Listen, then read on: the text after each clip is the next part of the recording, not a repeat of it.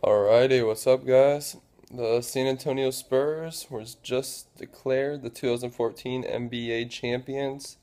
Beat down Miami Heat in impressive fashion. Final score of Spurs 104, Miami Heat 87. What a series to say the least. Surprising, I would say. Definitely surprising, actually. Just not that the Spurs won, but I would say in the way they won and the fashion they won. I mean, almost swept them. I mean, won 4-1, and dismantled the Heat in all four wins. Won by 15 plus points in all four wins. The one game they lost was only by two. And that game easily could have went to the Spurs. Those four big missed free throws after that Chalmers elbow, that technical. Um, Spurs just, we'll start with the Heat first. The Heat just Wade did appear to look a little older. He couldn't be, wasn't explosive, but also I can't take away the defense. Danny Green played very good defense on him. Patty Mills, when he would come in, played very aggressive defense on the ball. Marco Bellinelli played good D when he was in. Boris Diaw would play good defense on the ball. Um, Wade did put up his 20 points, so I think we averaged probably close to 20 this series. Bosch, unfortunately, I think if he would have got the ball a little bit more, but even this last game, he went 0 for 5 from three, couldn't hit threes. And LeBron, he had big moments. He had, his stat line looks great tonight: 31 points, 10 rebounds, 5 assists. But it's things like LeBron, you had 17 points in the first quarter, though. You had 14 in the final three. It's like you have to be more consistent. You have to, this is a four-quarter game, not a quarter and a half. And that's the only thing I have a problem with LeBron is he disappears for two quarters. He did that in game, what was it, last game, game four. He had 16 points in the first half, six the second half. He had 14 in the first quarter, eight the rest of the game. LeBron, you're the champ, you're the legend. You gotta, you're the leader. You gotta maintain the whole game. If you can't maintain, your team can't maintain. The team follows the leader. But in the last 2 years, I think people didn't see how big like the Mike Miller 3-point barrage he had. Um, also, let me turn my TV off. The 3-point barrage that Mike Miller would have. Shane Battier, hit seven threes that one game. Mike Miller hit seven threes that one game. Whatever it was, six threes. They didn't get that this year. And Mario Chalmers would hit some big threes the last couple of years. They didn't really get that. Um, so, and another thing too is their defense was incredible the last couple of years. They were on ball, man to man, were very tight defensive, very, just when they could just get stops, they couldn't stop the Spurs. I mean, look at it. Spurs shot 52%. It set an NBA Finals record for best field goal percentage in an NBA Finals history. Um, as much as Spurs were playing great, he also weren't playing as great at defense as past years. Yes, they are a lot older now. They couldn't keep up with the ball movement. I mean, no one really could keep up with the ball movement of the Spurs. And then Spurs were hitting shots. A couple of the games, Patty Mills came and hit five big threes. He was a big X factor in the series. We saw the way Kawhi Leonard was shooting, and congrats to Kawhi Leonard on winning the Finals MVP. That's awesome. That was probably the best moment. Kawhi won that Finals MVP. They gave him the Bill Russell Award, they call it now, for Finals MVP, and all the players were dapping him up and tapping him on the head and just shaking him. That was funny. I'm trying to get him to show some emotion. But Spurs is all around across the board, and even tonight, Parker didn't even play well. He was like 0 for 8 for his first eight shots. He finally hit a couple shots towards the end. Parker didn't even do well, but Patty Mills made up for that with his 20 points. I believe he dropped. Kawhi Leonard another big game. He had 20 points, nine. I don't know if ended up getting a double double. I know he had 20 points, 9 rebounds last time I saw.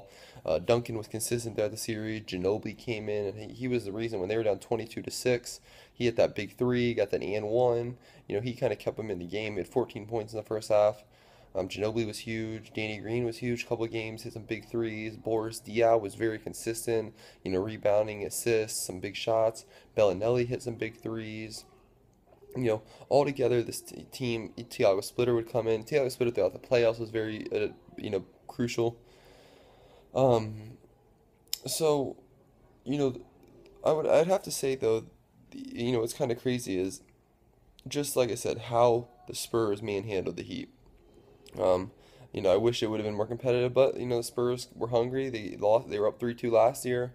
Blew it. Heat won the last two. Spurs were, and Duncan is known. He gets to the finals. Up until last year, he was 4 for 4 in the finals. Now, last year was his first finals loss. Duncan, Ginobili, and Parker, they don't lose in the finals. That was their first finals loss ever. So they get back here now for their Duncan's sixth finals, Parker and Ginobili's fifth finals. Luckily, they won. Duncan now 5-1 in the finals. Parker and Ginobili 4-1 in the finals. I think this cements Duncan as the greatest power forward to ever play. I really do. A side note too, which is interesting, which I think the Spurs definitely had the tougher road. First round, Mavs took them to 7 games. That was the toughest series Spurs had, 7 games, and Dewan Blair gets that technical and gets kicked out of whatever game he was out, game six. Mavs could have won that, and I was saying to a lot of people, I had money on Mavs heavy. I was saying that Mavs beat Spurs, they're running. I think they're running the table, and it looks right now that probably would have happened the way they played the Spurs. Um, but Spurs took them out in the game seven and beat the Blazers round two, beat the Thunder in a great series. Thunder almost came back and um, changed. Could have really changed this whole outcome of the end of the year. But Spurs held on, were able to beat Durant and Westbrook, and came into the finals and just ran over Miami. Very impressed. Um, I guess now we see Spurs. They probably got Parker will be there for Parker still got some years on him. Ginobili still got a couple of years. Duncan maybe a year or two left. Going to build around Kawhi Leonard now, obviously coming off this NBA Finals MVP, only 22. Um, Patty Mills probably gonna keep around for a while. He's only 25. So we'll see where Spurs go from here. So they'll probably still be contenders for the next couple of years. Heat, interesting. All the big three, all their contracts are they can opt out. We'll talk on that for a minute. I think eventually LeBron does go back to Cleveland, and maybe it is this year, and he opts out. Um, you know, I do believe the NBA is rigged to an extent. That draft lottery, Cleveland getting 3 of the last 4 number one draft picks. I believe that is to build around the return of LeBron, so he doesn't have that, the reason in Cleveland when he left in 2010 and years before, he never had a great cast, a great supporting cast.